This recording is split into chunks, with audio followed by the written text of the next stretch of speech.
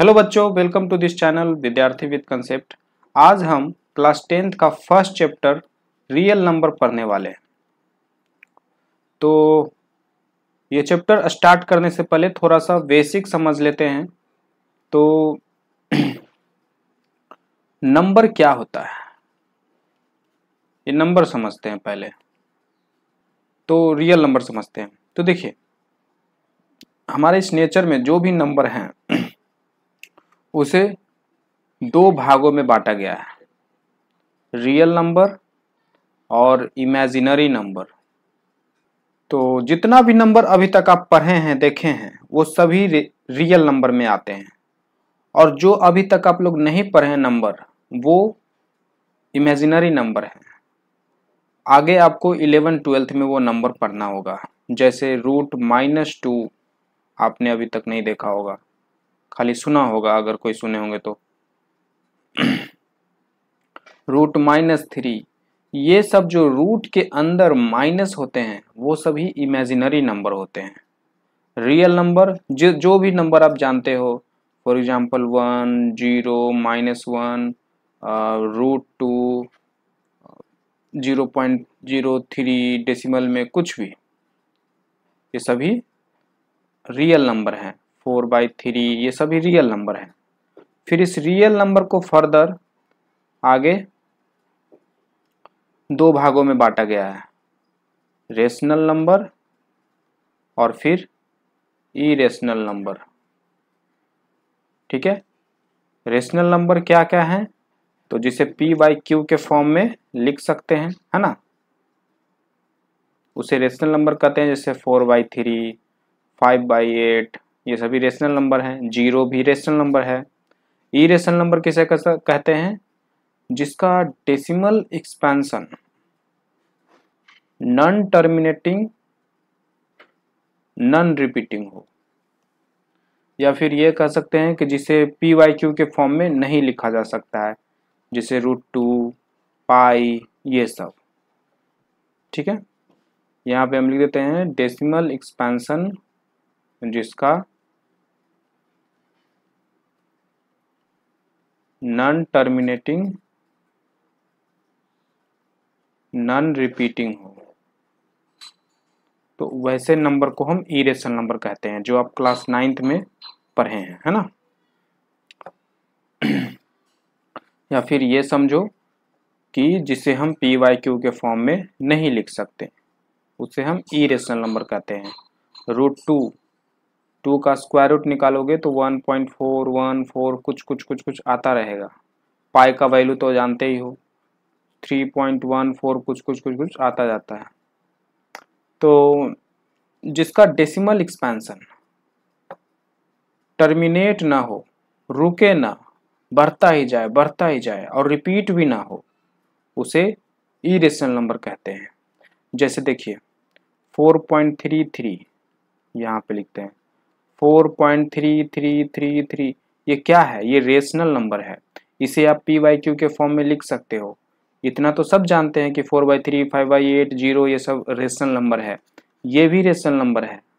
0.4444 ऐसे बढ़ता जाता है, उसे रेशनल नंबर कहते हैं।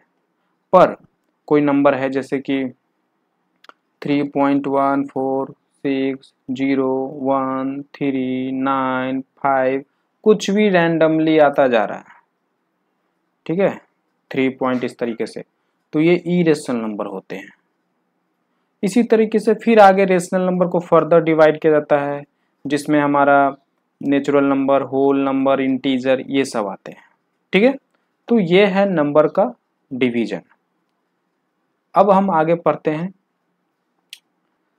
तो हमें क्या पढ़ना है इस चैप्टर में, किस बारे में पढ़ना है। तो देखिए, इसमें हमें रियल नंबर के बारे में पढ़ना है। अभी तक स्टार्टिंग से मैथ्स जो पढ़ रहे हो आप, उसमें आप नंबर के प्रॉपर्टीज पढ़ रहे हो, नंबर के साथ किसको कैसे गुना करें, कैसे क्या होता है, ये सब चीज़ें आप पढ़ रहे हो। जैसे कुछ प्रॉपर्टीज आपको बताते हैं कि natural number follow closure property, पढ़े हो closure property.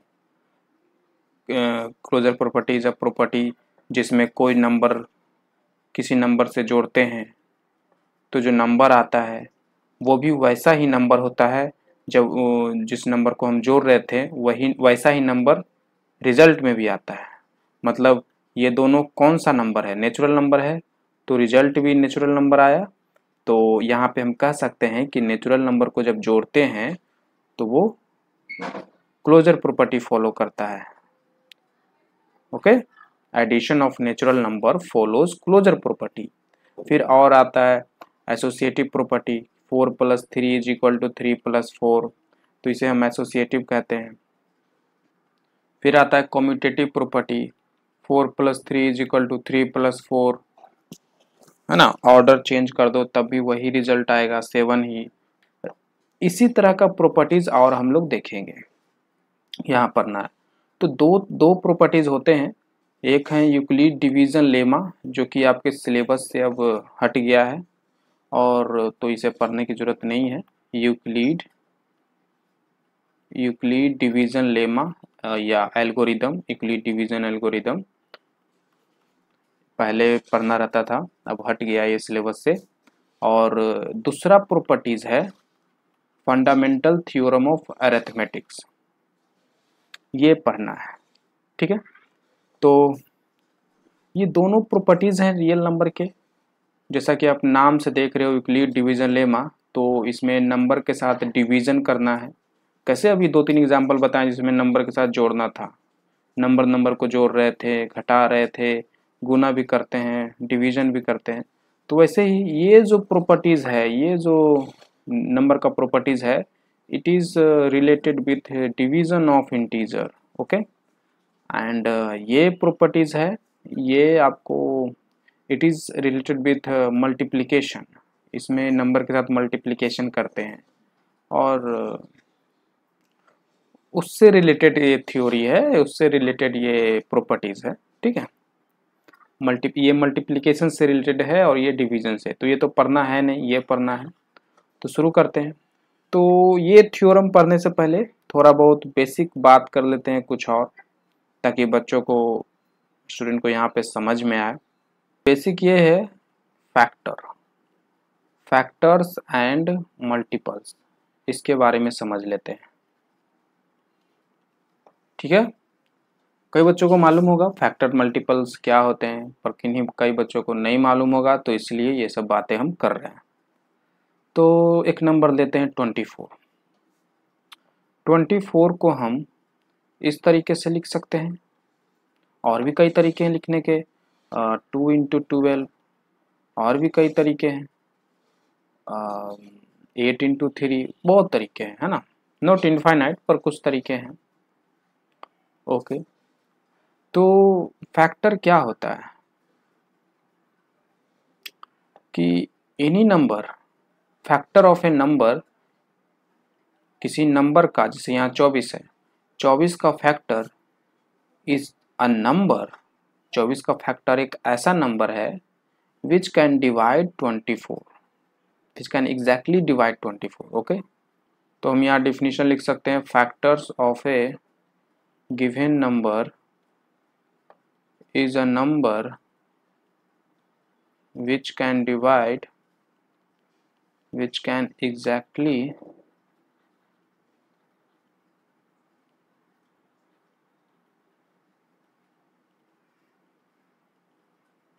divide a given number। किसी दिए गए नंबर ये 24, उसका फैक्टर क्या होता है, एक ऐसा नंबर होता है which can exactly divide a given number again 24। तो वो कौन है, वो 3 है, वो 8 है, वो 12 है ना, वो 4 है, वो 6 है। These number can divide for 24, so these are factor of 24।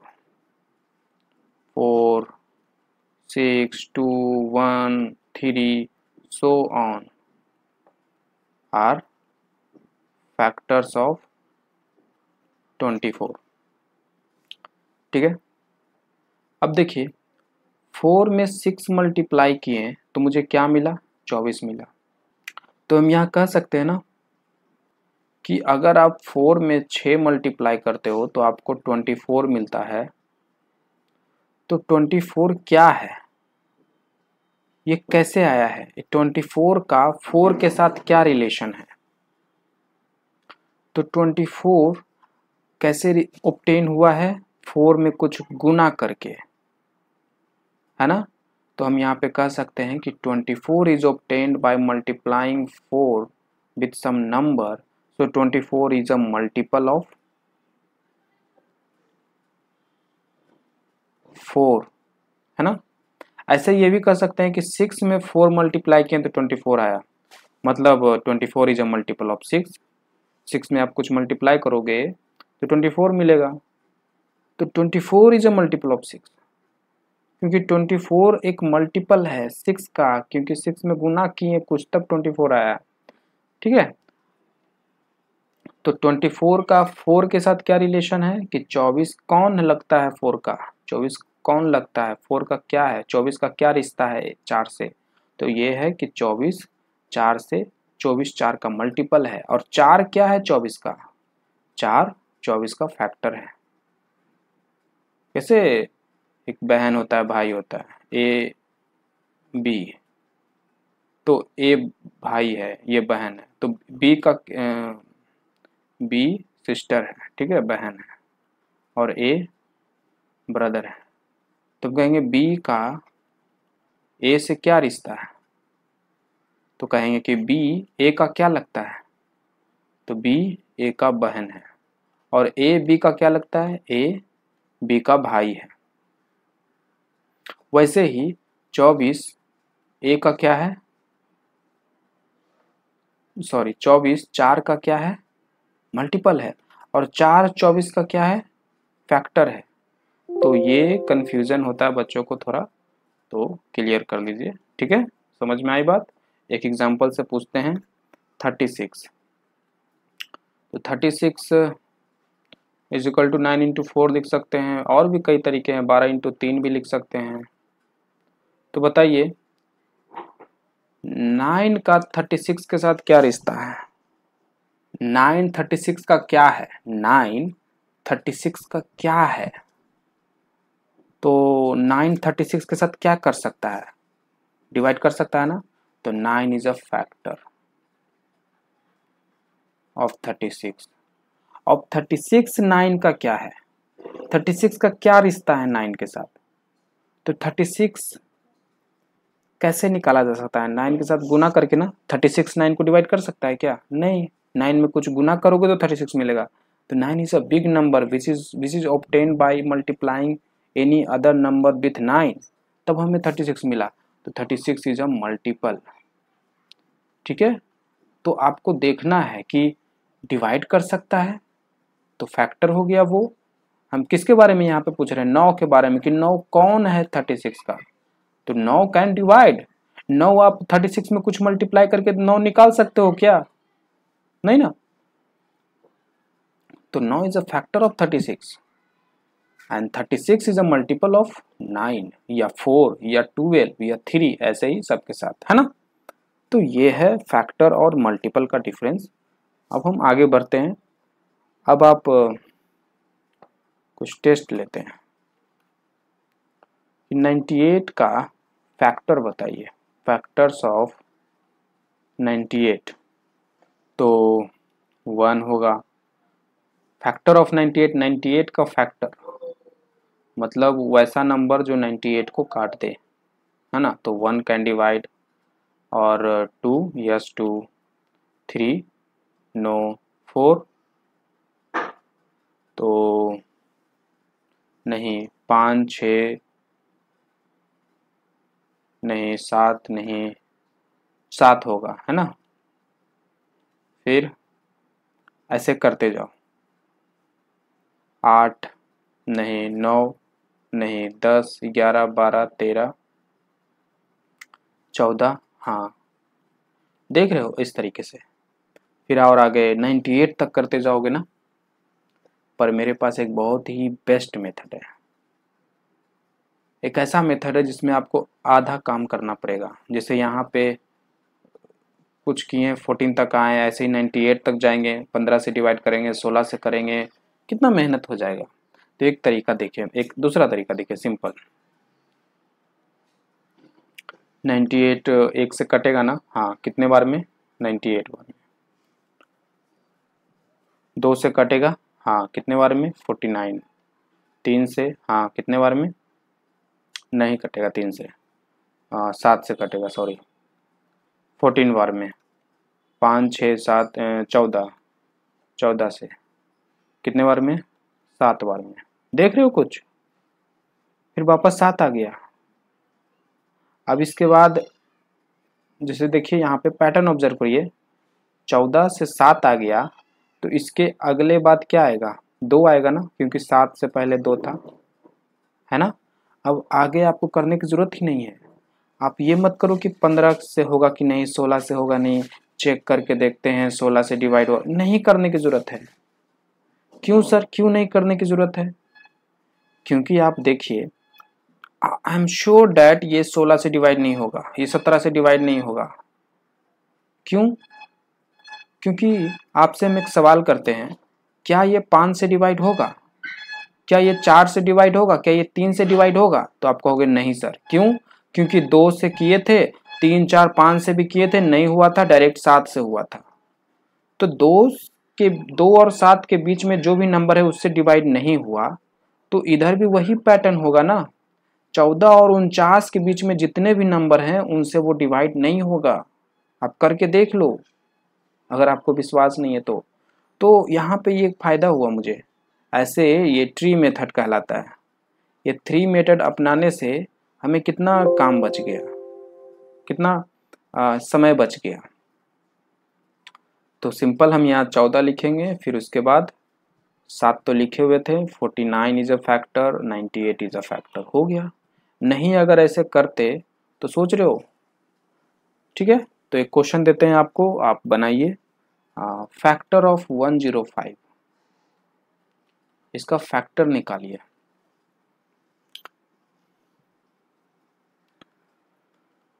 पहले आप ट्राई करिए, फिर हम ट्राई करेंगे, ओके। तो 105 शुरू करते हैं। 1 से लगेगा 105 बार में, 2 से नहीं लगेगा, 3 से लगेगा, 3 तिया 9, 5 तिया 15, 4 5 से लगेगा 21 टाइम्स, फिर 6 से नहीं लगेगा, 7 से लगेगा, फिर 7 8 9 10 11 12 15, 15 से लगेगा, और 15 तो ऑलरेडी लिखे हुए हैं, तो हो गया। फिर 15 के बाद क्या, हम 16 चेक करेंगे क्या, क्योंकि 15 के बाद डायरेक्ट 21 आया है, तो 15 और 21 के बीच में जितने भी नंबर हैं वो फैक्टर नहीं हो सकता, क्योंकि 3 और 5, 5 और 7 के बीच जितने भी नंबर है नहीं हुआ, तो है ना, वही रूल। तो फिर यहाँ पे हम सभी नंबर लिख देंगे, 1 3 5 7 15 21 35 105, ये सब दीज आर फैक्टर ऑफ 105, ठीक है। तो ये फैक्टर हो गए, फैक्टर मल्टीपल्स हम लोग निकालना सीख लिए। अब हम आगे पढ़ते हैं, ये चैप्टर में इंटर करते हैं हम लोग prime number, fundamental theorem of arithmetics. तो उससे पहले थोड़ा प्राइम नंबर भी समझ लेते हैं, प्राइम नंबर क्या है और कंपोजिट नंबर क्या है। तो वैसे number, that number, number, any number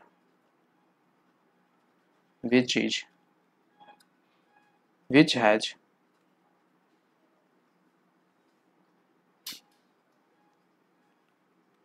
exactly 2 factors. आप अभी फैक्टर निकाले हो ना, निकालना सीखे ना, तो वैसे ही फैक्टर निकालो। तो वैसे नंबर जिनका सिर्फ एग्जैक्टली 2 फैक्टर हो, डेट इज प्राइम नंबर। तो 2 3 5 7 9, 9 नहीं, 11 13, ये सब प्राइम नंबर है। और composite number, any number which has more than 2 factor,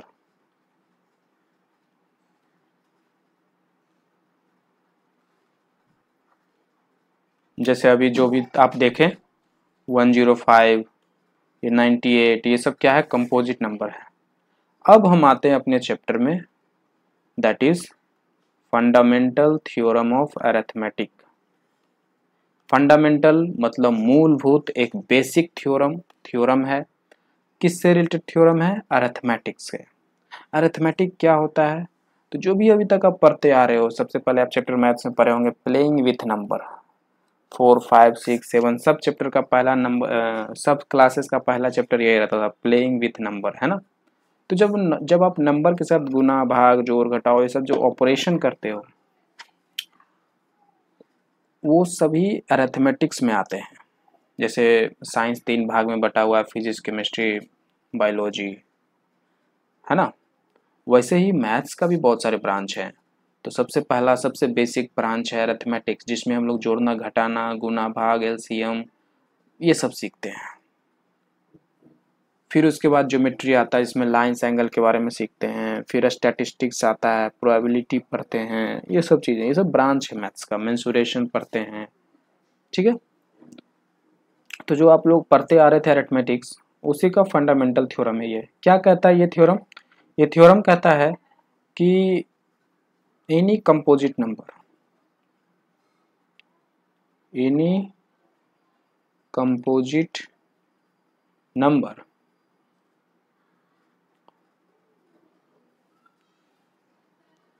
can be expressed as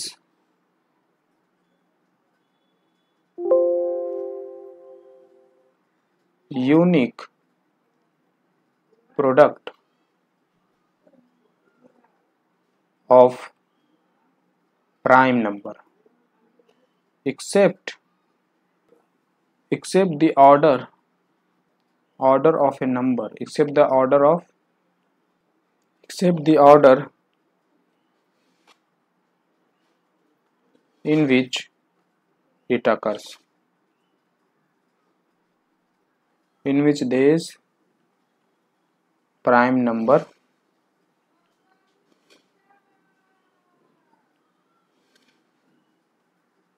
occurs। कोई बड़ी बात नहीं है, जो भी कंपोजिट नंबर आप पढ़े हो, जैसे 105 अभी ऊपर पढ़े हो, तो उसे एक प्राइम नंबर के प्रोडक्ट में आप लिख सकते हो, और वो प्राइम नंबर का प्रोडक्ट विल बी यूनिक होगा, वो यूनिक होगा। जैसे अभी आप 105 का प्राइम फैक्टर निकाले थे ना, अभी 105 का फैक्टर निकाले थे ना, ये 1, 3, 5, 7, 15, 21। पर एक मिनट, ये सब जो फैक्टर है वो प्राइम नंबर नहीं है ना, सिर्फ इतना ही है 1, 3, 5, 7। तो ये सब तो प्राइम फैक्टर नहीं है। तो हम क्या बात कर रहे हैं? Any number can be expressed as unique product of prime number, सिर्फ प्राइम नंबर होना चाहिए। तो 105 को हम एक यूनिक प्रोडक्ट में लिख सकते हैं। वैसा प्रोडक्ट किसी और नंबर का नहीं होगा, अलग अलग नंबर का अलग अलग प्राइम नंबर का प्रोडक्ट होगा, यूनिक होगा, किसी का किसी से मिलेगा नहीं। यूनिकनेस सिर्फ उसके नंबर होंगे, ऑर्डर नहीं होंगे। कोई आगे कोई पीछे होगा, ऑर्डर में यूनिक नहीं होगा, बट वो नंबर जो होंगे वो यूनिक होगा। इसे हम एग्जांपल से समझते हैं। 105 का हम चाहते हैं 105 को प्राइम नंबर के प्रोडक्ट में लिखें। जैसे यहाँ पे है 105 को आप ऐसे भी लिख सकते हो 3 into 35, but this is not in a product of prime number. 35 is not a prime number, so ये नहीं है, ठीक है। इसकी बात नहीं कर रहे हैं हम चाहते हैं सिर्फ प्राइम नंबर हो, जैसे 3 प्राइम नंबर है वैसे ही। तो देखते हैं कैसे निकालें। जैसे यहाँ पे 3 into 35 किए, तो 3 and 35 both are factor of 105, but problem ये हुई कि 35 is not a prime number. तो बस मुझे यहाँ पे प्राइम नंबर चाहिए, तो कैसे पता करें? तो मुझे फैक्टर चाहिए, इतना तो पता चल गया कि मुझे फैक्टर चाहिए, पर वो प्राइम नंबर होना चाहिए। तो हम कैसे पता करेंगे उसको? तो बाय प्राइम फैक्टराइजेशन मेथड, इसमें हम प्राइम फैक्टर निकालते हैं इस तरीके से। इसको पहले देखो कैसे करते हैं, आप लोग पढ़े ही होंगे। 105 को 2 से डिवाइड करेंगे, नहीं होगा, 3 से करेंगे, हो जाएगा। फिर उसके बाद 3 से करेंगे, नहीं होगा, 4 से, 5 से हो जाएगा। अब हम इसे ऐसे लिख सकते हैं,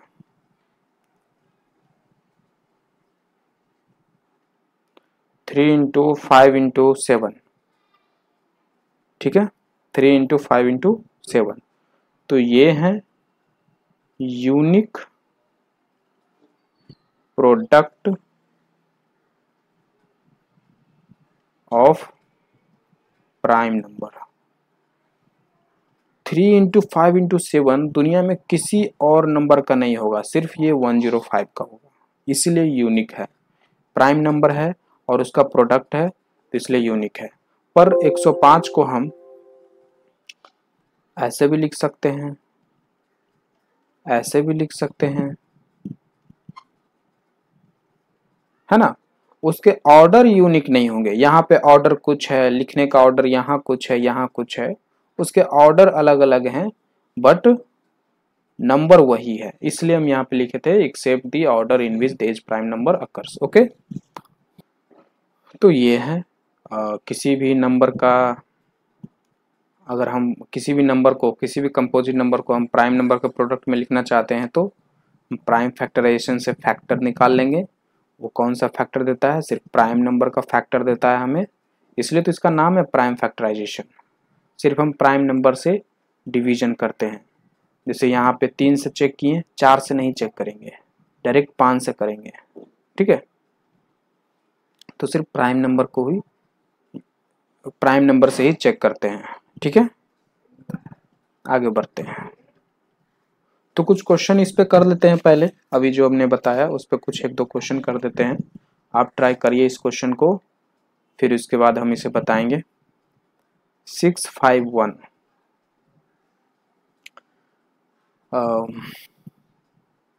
इसे आपको क्वेश्चन ये है, express this number as a product of prime factor. Okay, तो शुरू करिए। ओके, तो हम स्टार्ट करते हैं। प्राइम फैक्टर के प्रोडक्ट में कह रहा है, तो यहाँ प्राइम फैक्टरेशन निकालेंगे इसका। 2 से नहीं कटेगा क्योंकि लास्ट में 1 है। 3 से, तो 3 से तभी कटेगा जब इसका सम, इस डिजिट का सम 3 से डिविजल होगा। तो 6 + 5 11, 11 1 12, ठीक है। तो 12 तो 3 से कटता है, तो ये भी 3 से कटेगा, 3 से लगा देंगे, हो गया। क्या ये 3 से कटेगा? 2 से तो नहीं कटेगा क्योंकि लास्ट में इवन नंबर है, ऑड नंबर है, इवन नंबर नहीं है। और 3 से कटेगा तो सम करके देख लो, 7 1 8 8 2 10, 10 3 से नहीं डिविजिबल है, तो ये भी नहीं होगा। फिर 7 से डायरेक्ट दिख रहा है ना, 7 21 और 1 31, 31 इज अ प्राइम नंबर, 31 आगे किसी से नहीं करता है। तो बस यही है prime number, prime number, prime number. एक बात ध्यान दीजिएगा कि आपको तब तक करते चलना है जब तक यहाँ पे प्राइम नंबर ना आ जाए। यहाँ पे प्राइम नंबर आ गया, उसके बाद आपको आगे करने की जरूरत नहीं है। 3 इंटू 7 इंटू 31, तो 651 को प्राइम फैक्टर के प्रोडक्ट में लिख दिए, ठीक है। तो अब आगे बढ़ते हैं, कुछ और क्वेश्चन देते हैं। 5 इंटू 11 इंटू 13 प्लस 13, क्या ये कंपोजिट नंबर है? ये आपको जानना है, पता करिए।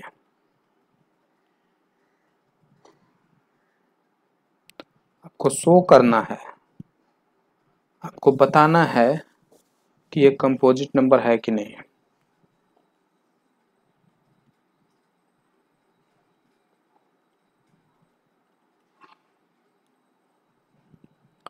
तो कंपोजिट नंबर हम लोग क्या पढ़े हैं कि जिसका दो से ज़्यादा फैक्टर हो, तो इसका दो से ज़्यादा फैक्टर है कि नहीं, पर ये तो गुना गुना है पर एक जगह सम है।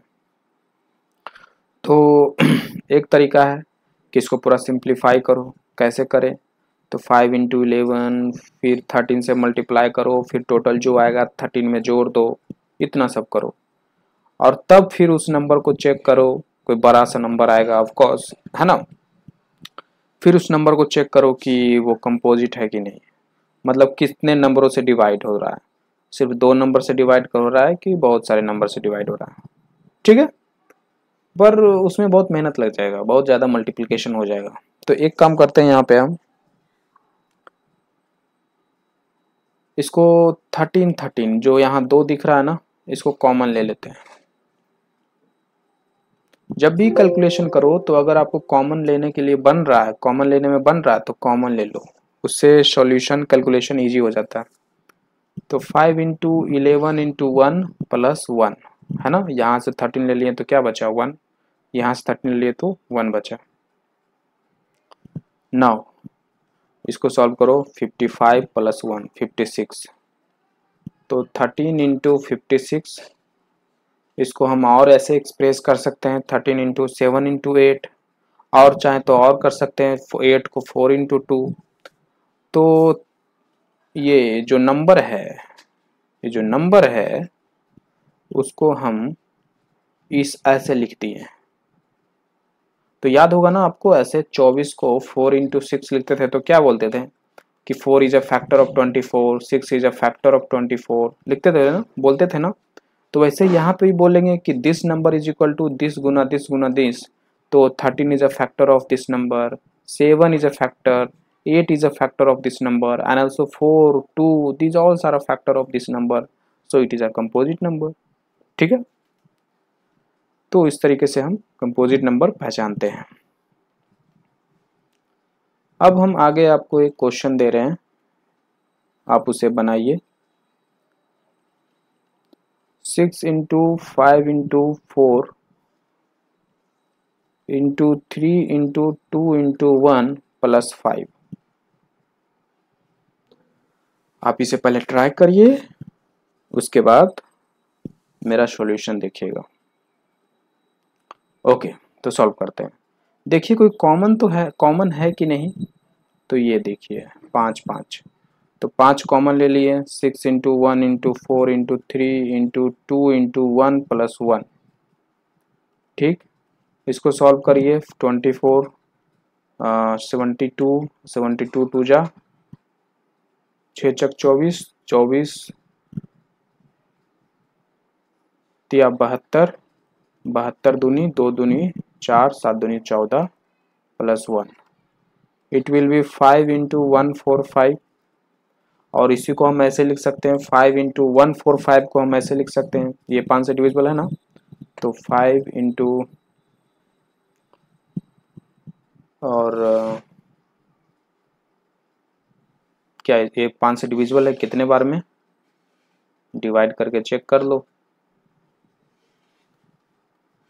29 टाइम्स। बताइए कि क्या ये कंपोजिट नंबर है। तो ये नंबर को हम इस रूप में लिखें तो कहेंगे कि 5 is a factor, 29 is a factor, है ना। और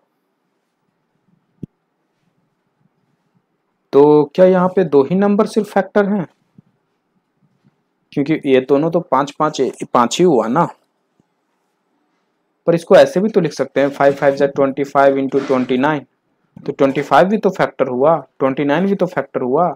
तो क्या क्या फैक्टर हुआ, 5 हुआ, 25 हुआ, 29 हुआ, और इसको इंटू 1 भी तो लिख सकते हैं, तो 1 भी तो फैक्टर हुआ। ऐसे बहुत सारे फैक्टर मिल जाएंगे आपको। सो ये भी आपका कंपोजिट नंबर हुआ। ठीक है,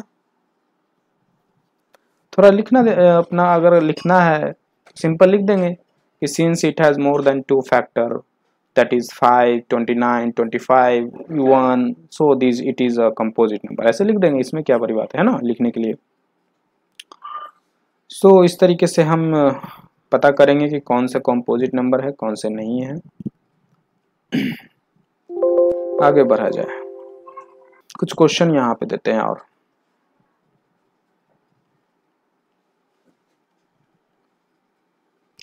अब हम आगे HCF LCM निकालना सीखेंगे। HCF हाईएस्ट कॉमन फैक्टर, बचपन से पढ़ते आ रहे होंगे।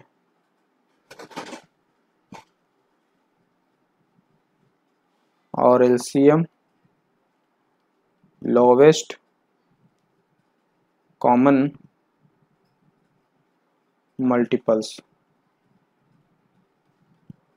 ठीक है, हाईएस्ट कॉमन फैक्टर और लोवेस्ट कॉमन मल्टीपल। तो हम आपसे पूछते हैं 24 और 38, इसका HCF बताइए। HCF ऑफ 24 एंड 38, तो क्या करोगे? क्या है, नाम क्या है? HCF का मतलब, हम आपसे HCF पूछे हैं तो HCF का मतलब क्या होता है? सबसे बड़ा, कॉमन होना चाहिए, फैक्टर होना चाहिए। सबसे पहले ऐसे फैक्टर निकालो और कॉमन खोजो और उसमें से सबसे बड़ा देखो, सिंपल बात। तो 24 का फैक्टर क्या है? 1। देखो यहाँ प्राइम फैक्टर नहीं बोला है तो जरूरी नहीं कि प्राइम नंबर ही लेंगे। 1 2 3 4 5 6 7 8 9 10 11 12, फिर उसके बाद 24, फिर 38 की बात करते हैं। ये किसक इस ये कौन कौन इसका फैक्टर है? तो 1 2 नहीं होगा, 3 4 5 4 होगा नहीं, 4 नहीं होगा, 5 6 भी नहीं होगा, 7 8 9 11 12 13 14। बड़ा मुश्किल हो रहा है ना, ट्री मेथड अपनाते हैं। 1 इंटू 38 19 होगा ना, 2 होगा, 2 इंटू 19, फिर देखिए 3 4 5 6 7 8 9 10 11 12 13 14 15 16 17 18 19 20 21 22 19 आप पे आ गए है ना, तो 19 के बाद डायरेक्ट 38 का होगा, उसके बीच नहीं होगा। तो बस इतना ही, 1 और 2, फिर 19 और 38। अगर ये ट्री मेथड नहीं लगाओगे तो आप क्या 19 के बाद भी खोजते जाओगे कि 20 है कि नहीं है, 21 है कि नहीं, कुछ खोजने की जरूरत नहीं है। ट्री मेथड बहुत हेल्प करता है आपको। 01 2 19 38, ठीक है। नाउ कॉमन खोजो। अब फैक्टर तो निकाल लिए, अब कॉमन फैक्टर निकालो। कौन कौन है कॉमन फैक्टर? तो 2 है और 1 है ना। और सबसे बड़ा कौन है, हाईएस्ट कॉमन फैक्टर बताओ? 2। तो 24 और 38 का हाईएस्ट कॉमन फैक्टर है 2। अब कई बच्चों को मालूम सोच रहे होंगे कि सर ये कौन सा मेथड है। अब किन्हीं बच्चों को ये मालूम भी होगा ये मेथड, पर कई बच्चों को लग रहा है कि ये कौन सा मेथड है, हम लोग तो वो वाला मेथड सीखे हैं ना, ये ऐसे से करते थे प्राइम फैक्टराइजेशन और फिर उसमें से कॉमन खोजते थे। हाँ वो भी एक मेथड है, और वो ये भी मेथड है। ये ये फंडामेंटल है, जो आपका नाम है वही काम कर रहे हैं, है ना। ये बेसिक मेथड है, सबसे पहले हमें यही मेथड सिखाया जाता है HCF निकालने के लिए। पर बड़े बड़े नंबर अगर हो, जैसे कि 624 938, इन सब के लिए ये तरीका थोड़ा लेंदी हो जाएगा, बहुत ज़्यादा मेहनत करा देगा। अब सोचो 938 है, 924 है, तो उसका फैक्टर भी बहुत बड़ा नंबर होगा, बहुत ज़्यादा होंगे, है ना। तो वो सब बड़े बड़े नंबरों के लिए ये तरीका थोड़ा लेंदी हो जाता है, हार्डवर्क हो जाता है। तो वैसे बड़े नंबरों के लिए आप ये तरीका अपनाइए, प्राइम फैक्टराइजेशन, ठीक है। समझ में आ रही है बात? Second method to find HCF, क्या? By prime factorization, okay. तो क्या करेंगे, 24 का प्राइम फैक्टराइजेशन निकालेंगे, 2 12 2 6 2 3 3 1। फिर 38 का प्राइम फैक्टराइजेशन निकालेंगे, 2 19। बस अब 24 को इस तरीके से लिखेंगे,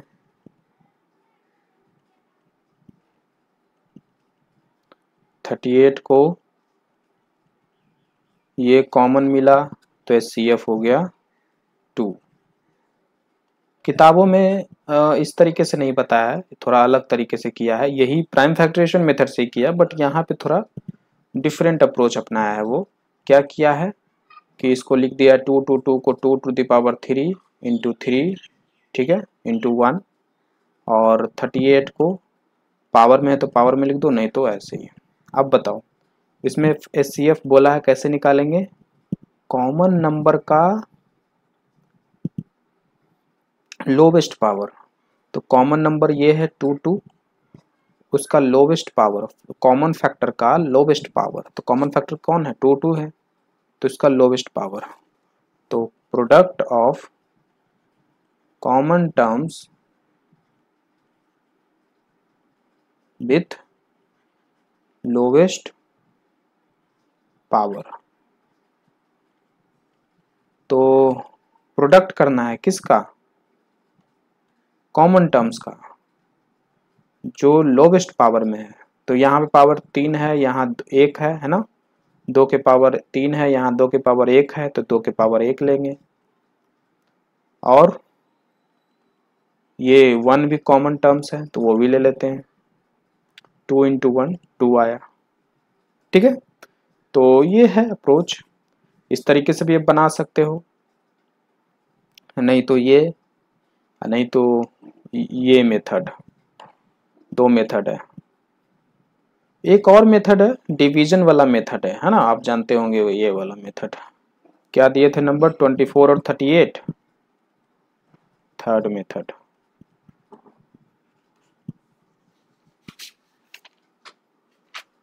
जो छोटा नंबर है 24 इज लेस देन 38, तो उसको यहाँ डिवीजर के जगह पे रखो और 38 को डिविडेंड के जगह पे रखो और डिवाइड करना शुरू करो।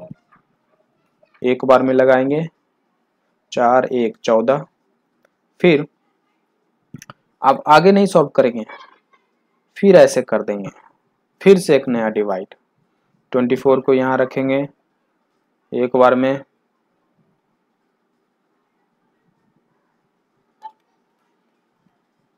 फिर इस तरीके से,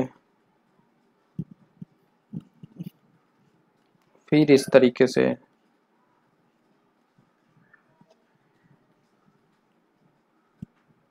जब तक 0 ना आ जाए तब तक ऐसे बार बार डिवाइड करते जाना है। हर एक रिमाइंडर को डिवीजर बना देंगे और अगले वाले डिवीजर को डिविडेंड बना देंगे, यहाँ पे ले आएंगे, तो ये लास्ट में जो आएगा वो मेरा HCF हो जाएगा।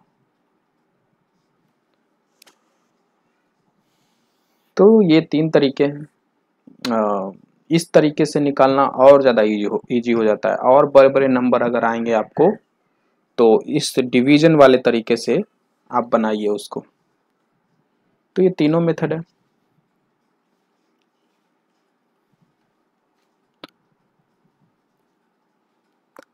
LCM निकालना देखते हैं, LCM क्या है। अब हम LCM निकालेंगे, तो 24 और 38, इसका LCM लेते हैं। तो LCM क्या होता है, लोवेस्ट कॉमन मल्टीपल। तो जैसा कि नाम है,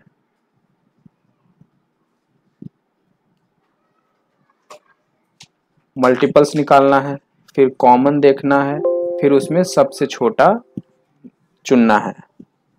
तो 24 का मल्टीपल्स क्या क्या होगा, तो बहुत होंगे, 24 में गुना करते जाओ, जो अलग अलग नंबर आते जाएंगे, that all number is multiples of 24। जैसे 24 गुना 1 24, 24 गुना 2 48, 24 गुना 3 72, 24 गुना 4 96, कितने सारे नंबर आ रहे हैं। ऐसे ही 38, 38 के भी बहुत सारे मल्टीपल्स होंगे। 38 गुना 1 38, फिर 38 गुना 2 8 दूनी 16, 3 दूनी 6, 1 7, ये 76, ऐसे ही ये भी आते जाएंगे। थोड़ा सा ये कॉम्प्लेक्स हो रहा है ना प्रोडक्ट करने में, थोड़ा यहाँ मुश्किल हो रहा है क्योंकि ये बड़ा नंबर है। छोटा नंबर कुछ लेते हैं, जैसे कि हमें बस समझाना है, ठीक है, तो हम छोटा नंबर ले रहे हैं। बड़े नंबर, इन सब नंबर के लिए अलग अप्रोच अपनाइएगा, ठीक है, वो हम अलग मेथड बताएंगे। ये इस मेथड से भी बन जाएगा बट थोड़ा लेंदी हो जाएगा। 4 का मल्टीपल्स 4, 8, 12, 16, 20, 24, 30, 28, 24, 28, इसी तरीके से और आगे बढ़ता जाएगा। फिर इसी तरीके से 6, 12, 18, 24, 30, फिर 36, ऐसे ही बढ़ता जाएगा। तो कॉमन मल्टीपल्स कुछ मिले,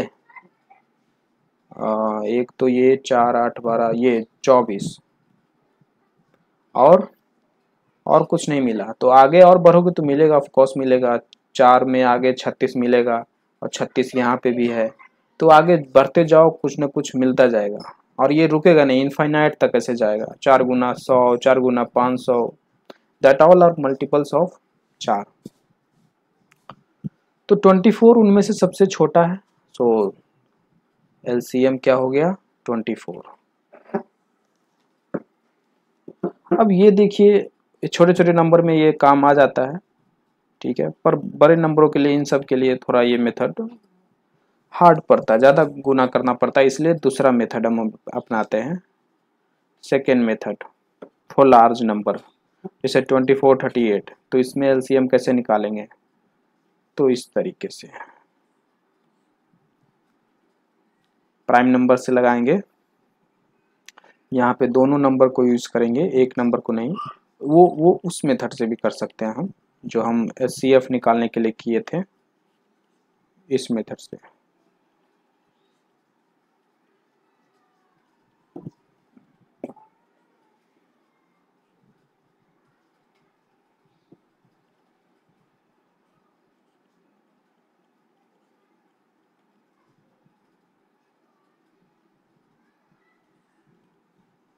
ठीक है, नाउ 24 इज इक्वल टू 2 2 2 3 और 238 is equal to 2 into 19 into 1, है ना। तो यहाँ 19 से लगाएंगे तो 1 आएगा ना। तो ये कॉमन 1 1 कॉमन, तो एलसीएम हम कैसे निकालते हैं, जो जो कॉमन है उसको तो एक बार लिख दो और जो जो कॉमन नहीं है उसको भी लिख दो, तो बचे हुए नंबर को गुना कर दो। तो कौन कौन से नंबर हैं, 2 इंटू 2 इंटू और यहाँ पे 3 और नीचे में 19, तो क्या हो जाएगा, 2 3 4 4 8 8 24, 24 और 19 इंटू 24,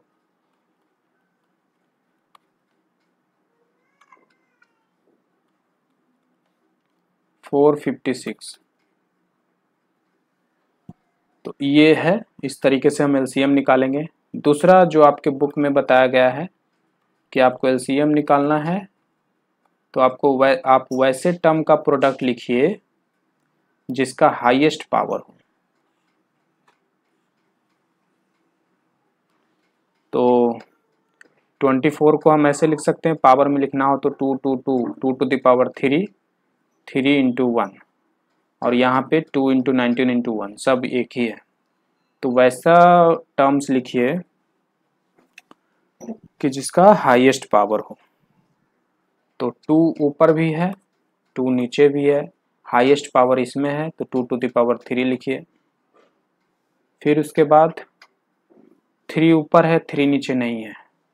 नीचे क्या है, 3 टू द पावर 0 लिख सकते हैं ना, अगर नीचे 1 है ना, ऐसा बोल सकते हैं। तो हाईएस्ट पावर ऊपर ही हुआ ना, नीचे 3 नहीं है तो 3 के पावर 0 बोल सकते हैं, और ऊपर 3 है के पावर 1 है, तो कौन हाईएस्ट पावर हुआ, 3 के पावर 1। तो 3 के पावर 1 है ना। हाईएस्ट पावर देखना है तो नीचे पावर के रूप में देख रहे हैं, तो नीचे पावर के रूप में 3 के पावर 0 है, मतलब 3 नहीं है। अब 2 हो गया, 3 हो गया, 19, ऊपर 19 नहीं है, नीचे है, तो 19 के पावर 1। इस तरीके से ऊपर हम 19 के पावर 0 मान के चलेंगे और 0 से ज़्यादा 1 है ना। तो ये इसको गुना करिए, वही आंसर आएगा। एक और मेथड है, थर्ड मेथड, जिसमें हम इस तरीके से वैसा नंबर यहाँ पे हम रखते हैं जो इन दोनों का फैक्टर हो, दोनों को डिवाइड कर सके। अब बस आगे कोई नंबर नहीं है तो बस इसी को अब मल्टीप्लाई कर दो, ये भी एक मेथड है। तो इस तरीके से हम LCM HCF निकाल सकते हैं। तो आई होप आपको यहाँ तक समझ में आया होगा। अब नेक्स्ट लेक्चर में इससे आगे और बढ़ेंगे, इससे आगे देखेंगे, जिसमें हम LCM HCF के एप्लीकेशंस देखेंगे। तो मिलते हैं नेक्स्ट वीडियो में।